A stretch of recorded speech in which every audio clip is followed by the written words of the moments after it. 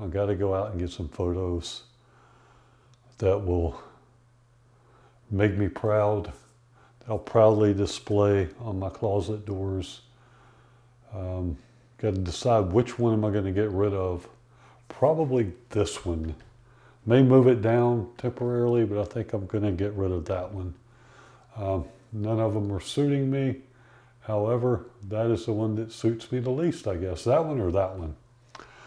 All right, so I guess I'm going to pack up my stuff and I'm going to head out first thing in the morning and try to fix this wall of shame.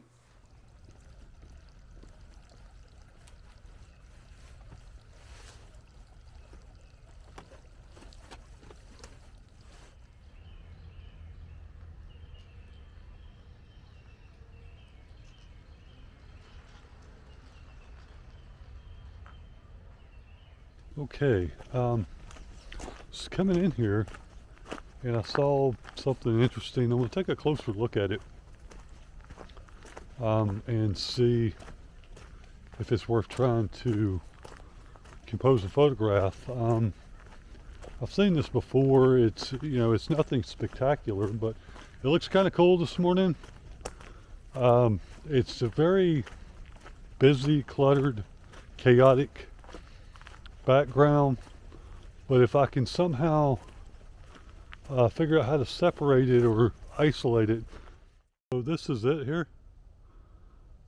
I know it doesn't look spectacular, but you have these live oaks that are sort of set off by themselves in the middle of a stand of pines.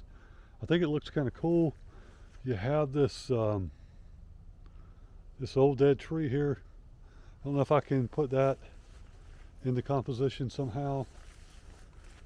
I'm not sure that there's much here because it is so chaotic, especially in the foreground. You have a lot of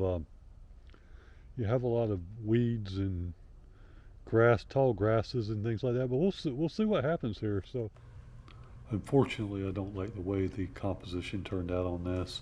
Not only is the composition poor, the lighting was poor. So you add both of those together and it didn't make for a very compelling photograph. What you're seeing is the unedited raw photo. In reviewing the footage, I wish I would have considered placing the fallen log at a diagonal. I think that would have been much better.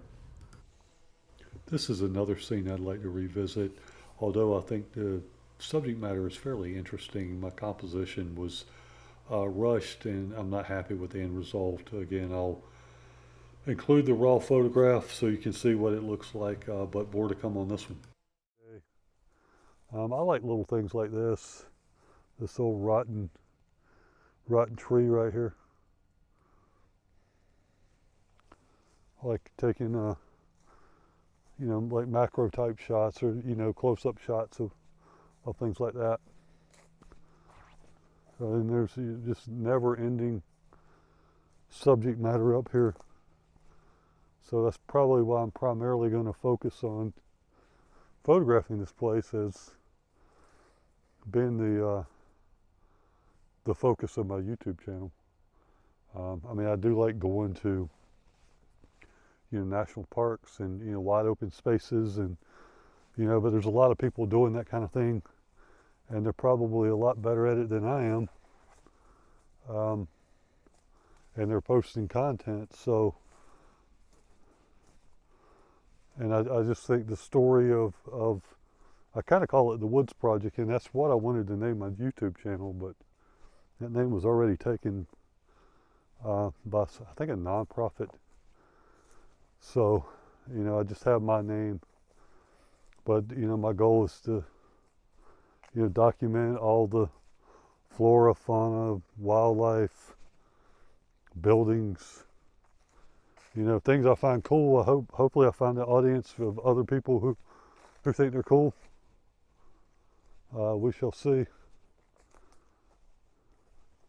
I'm going to try to go back and get the camera and maybe try to take a couple more pictures up here. But then it might be time to move on and go actually try to photograph some of the stumps that I came up here to actually do. I probably at least need to find one so I can have a subject to do part 3 of the Wall of Shame. Um, I don't know if I found anything today I want to put up on the Wall of Shame. Even though, see that there, I think it's pretty cool. I don't know if that's showing up or not. This old dead piece of tree. I might photograph that as part of the Wall of Shame, actually.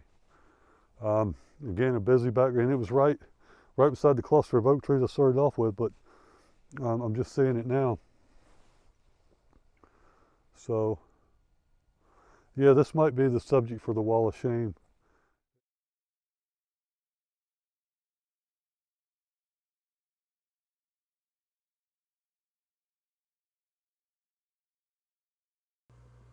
Well, I got sidetracked again and found another subject to photograph. Again, is another difficult subject.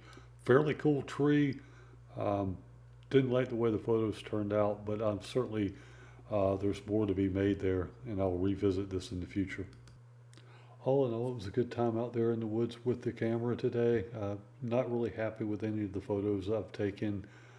However, we'll see what they look like in the editing process. Stay tuned for part 3. If you have any comments or suggestions, leave them down below.